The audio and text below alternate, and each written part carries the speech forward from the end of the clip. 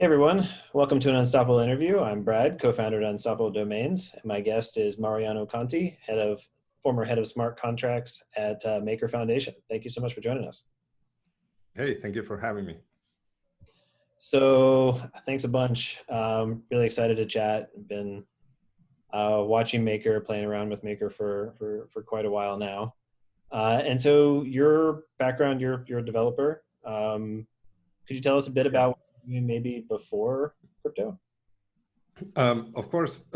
Yeah. So how I got into crypto, I studied computer science in Mexico, where I lived for a long time, and then when I moved back to Buenos Aires, my original hometown, the Argentinian economy is so closed that I wanted to get paid in dollars, and I couldn't because there were capital controls, rampant inflation. And in 2014, my boss told me that he could pay me in Bitcoin. And so I started getting paid in Bitcoin. And then in 2015, he found Ethereum when he was just about to launch mainnet. And he said, this is going to be the next big thing. So we got into that. And after just being holders, 2016, we said we need to find a project that is like, Ethereum is not Bitcoin. It's not just for holding, it's for using. There's smart contracts. And we were lucky enough to find Ethereum, and I started subcontracting until I got, Maker, and I got roped into the project. So it was 4 years at Maker, and that was more or less my road, with cryptocurrencies. I was one of the first people who got paid in DAI, in a stable coin, as salary, and I did consistently for 3 years up until last Monday. Wow, that is awesome. And so that's fascinating. So your first intro to crypto was this was just a better payment mechanism Yeah. for your employer, which is the most practical reason in the world, which is awesome. Do you know what? So just maybe going back to that moment around Ethereum. So what was it? Do you remember kind of your lightning moment when you realized the potential of Ethereum and smart contracts after the potential of Bitcoin? That's sort of like that next step. Yeah, it was probably around the DAO hack. I, I hadn't been that involved, looking at the technology. For me, at first, it was just, oh, this is going to be the next big thing, but I didn't know exactly why. And then when the DAO hack happened, I started reading about really what the technology could do, and I said, okay, this is programmable money. This is programmable infrastructure, and this could be like a new layer on top of, it's what we call Web3. That for me was the defining moment. And then, the first time I got paid in DAI, in a stable coin, I said, this is life-changing, right? These are tokens that have all of the best qualities of cryptocurrencies, but they remain stable in price. That for somebody like me in Argentina, stability is something that we rarely have. And there are so many economies that crave US dollars, and this was another way for people to acquire them. So that was also an instant, aha, this is going to be a big moment. Wow. Were you spending DAI? Are you able to spend DAI in Argentina at all? Right now, back then, no, we had to go DAI to Ether, then most likely Ether to Bitcoin, and then Bitcoin to pesos. But then those bridges started, then we could just do DAI to Ether, Ether to pesos, then DAI to pesos. And still, the dream is that, going to a coffee shop and paying with crypto altogether, that is still not quite there. But there are so many on and off ramps now, and such a vibrant community that we're getting close. I do have to go back into the fiat world, once or twice a month, but that's it. That's a lot. That's a lot better than where I'm at in the US. It's still a lot harder. There's not a lot of places where it's easy. And also it would just make sense just from the holding perspective for people to have self-custody US dollars, essentially. Yeah. That's just, it's hard to argue with that value proposition. I've got money stored in DAI for that reason. Um, Curious how you've been in this, you've been in this sort of DeFi-ish world, maybe even before they were calling it DeFi, maybe well before Yes. calling it DeFi actually. Um, how are you thinking about this growth over the past 3 or 4 months? What's kind of your reaction? I've been blown away. There is so much going on every single day that for the past couple of months I've been on almost no sleep. I wake up in the middle of the night looking at prices. I've been participating in this yield farming craze a lot. Um, there is so much potential, and we're finally starting to realize what everything can, like all of these technologies working together. Of course, it's getting a little bit, it's it's like moving into this yield farming meme coin games that I don't think is sustainable. A new farm comes up and it promises 10, 20,000 or hundreds of thousands of APY, which of course it's not sustainable. But a lot of the things that are coming out are really actual projects. The Yearn Finance with their community, even Yam which was just an experiment. They're self-organizing now, and they're projects that are making money. At least Yearn is making a lot of money, and they're committing 1% to public goods. So we're seeing interesting things come out of what some people would just call, gambling or games. Yeah, it's think about how far some of these DAOs and autonomous communities have come since they were first possible in 2016. It's pretty, or maybe it was in 20, maybe even that was in 2015. It's pretty amazing. I guess so. There's all this enthusiasm. It sounds like you're going to be busy doing some yield farming, maybe even after this. Um, what are you worried about, if anything? What makes you concerned about where the market's at, where the space is at? My main concern right now, one of the pride, something I took pride in was, being an advocate for stable coins and DAI specifically for emerging markets, and as a way to, help people in undeserving economies hedge inflation and capital controls. And sadly, right now, with the state of the Ethereum network being used for what it is being used, gas costs are simply not there to support my vision of an open financial system for everybody. Right now, it's a whales game, and it doesn't even make sense to transact $10 worth of value if you're going to pay $20 for the transaction. So I'm a little bit saddened to see that happening right now. But I know for a fact that there are many teams that are working on, level 2 solutions, scaling, and all of what is happening now is only like fueling them to move faster and figure things out to improve Ethereum scaling. So I'm sure we're gonna make it across the other side just fine. It may take a little bit, but we'll get there. Yeah, yeah, it's definitely on the top of mind of pretty much every application right now, trying to figure out what to do. I'm assuming, are you looking at a lot of the two solutions right now? Yes. So I talked to a few teams.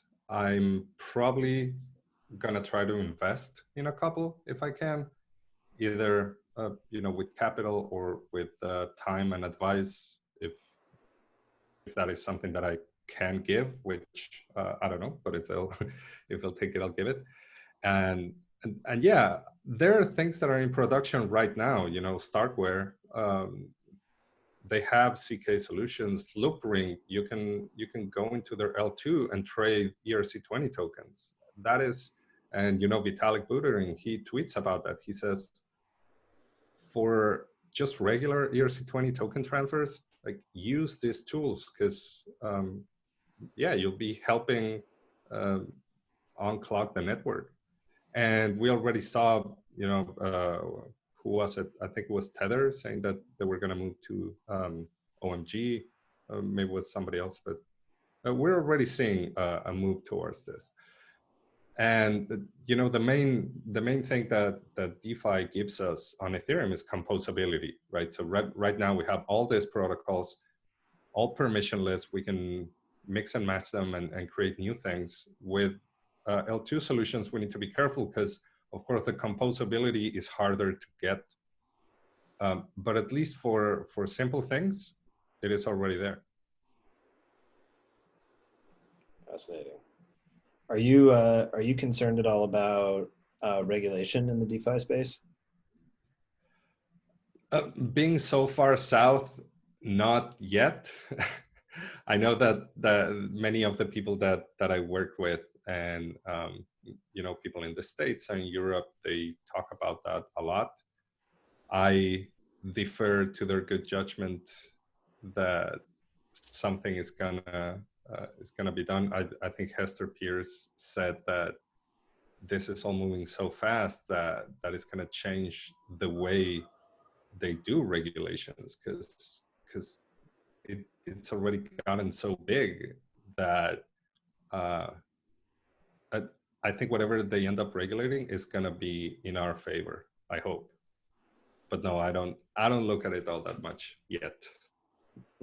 That makes sense. That makes still a lot of good color. One conversation that we've been having recently on Unstoppable Domains with, you know, DeFi projects is this idea around redefining jurisdiction, essentially, where protocols could manage their own web applications as well, as a community, as a DAO, whatever, and then there really is no place, or there's no admin, essentially. Do you think that could actually help?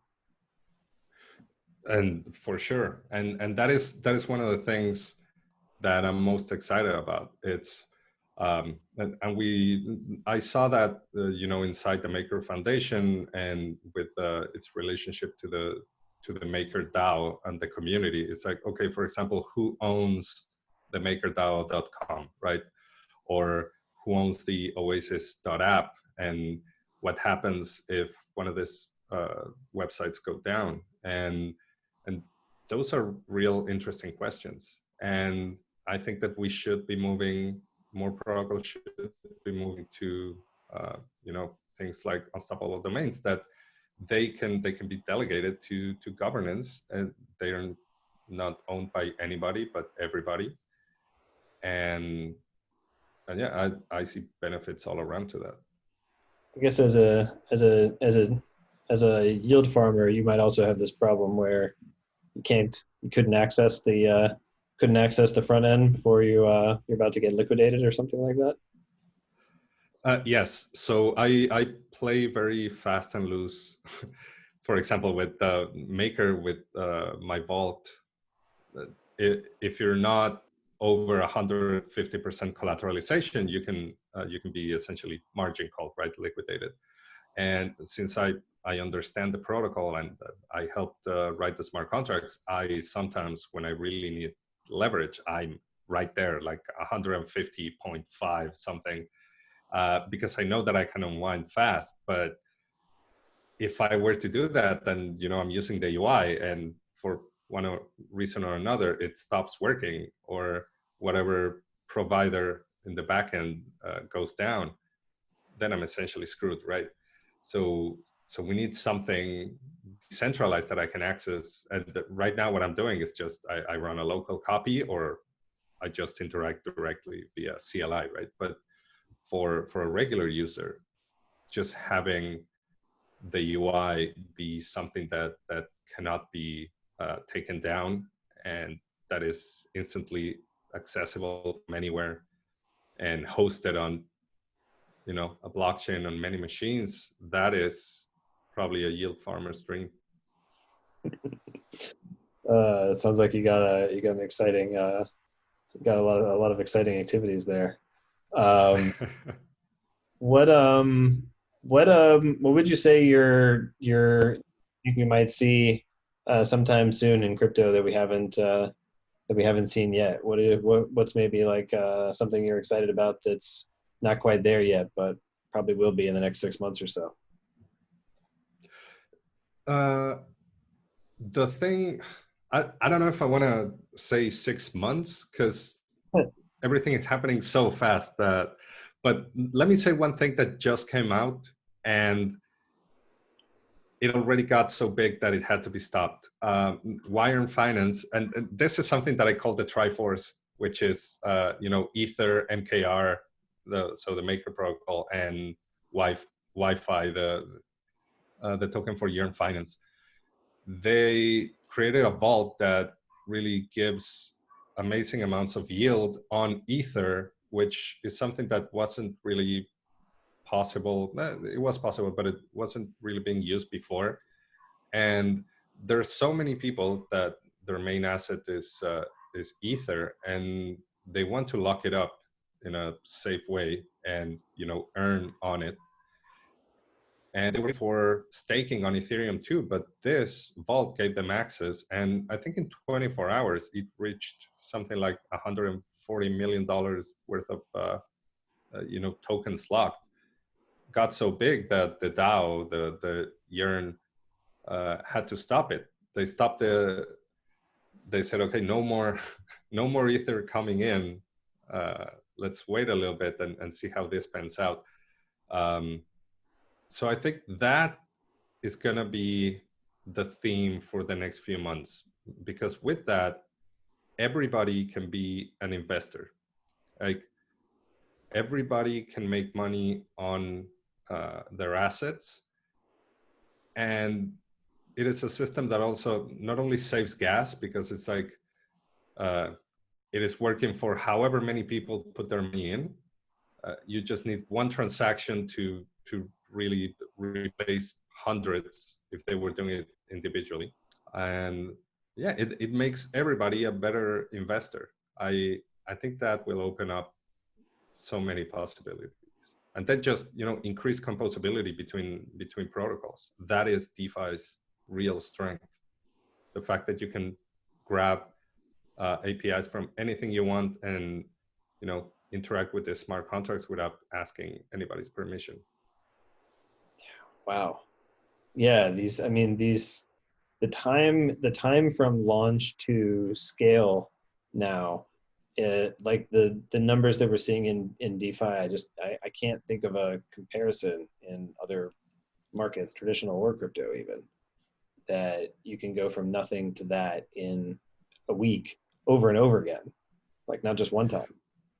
Yeah, there is, of course, there are many risks in DeFi. I know I always try to mention them, and not going to go over the list, but I've seen people play very fast and loose with money that they cannot afford, to be parted with, just going into new protocols as fast as they come out. And we have a shortage of,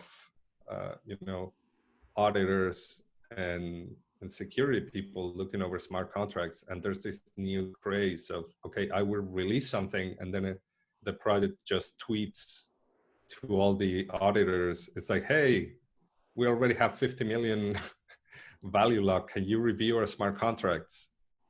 That is not sustainable. I would not recommend it. We're probably due for a big hack or a rug pull, whatever they call it, shortly. I'd hate to see that happening, but everything points to there's gonna be something. I hope that if it happens, that we'll learn from it, and that we can learn and continue. Not to be fatalist, right? But Well, there's a lot of opportunity, and there's a tendency for people to get carried away, and I think this happens in with every trend. So there's something fundamental here, and then there's also getting carried away. So maybe get excited, but also be careful. exactly. Yeah, understand the risks, and take a step back, breathe, and then if you still want it to do it, then go in slowly and see what happens. This is great. This is great. This is really interesting. Where would be the best place for folks to go to learn more about what you're up to, or keep track of you, or things like that? I'm on Twitter now almost 24/7. So my handle is nonexcool. You can just search for my name, Mariano Conti, and I am mariano.eth over there. Yeah, I've been having a lot of extra time, so you can find me on Twitter. I'm not doing anything interesting, so just expect the memes. There you have it. For memes, follow Mariano on Twitter. Thank you so much for chatting about this today. It was super interesting. I learned a ton. Oh, thank you so much.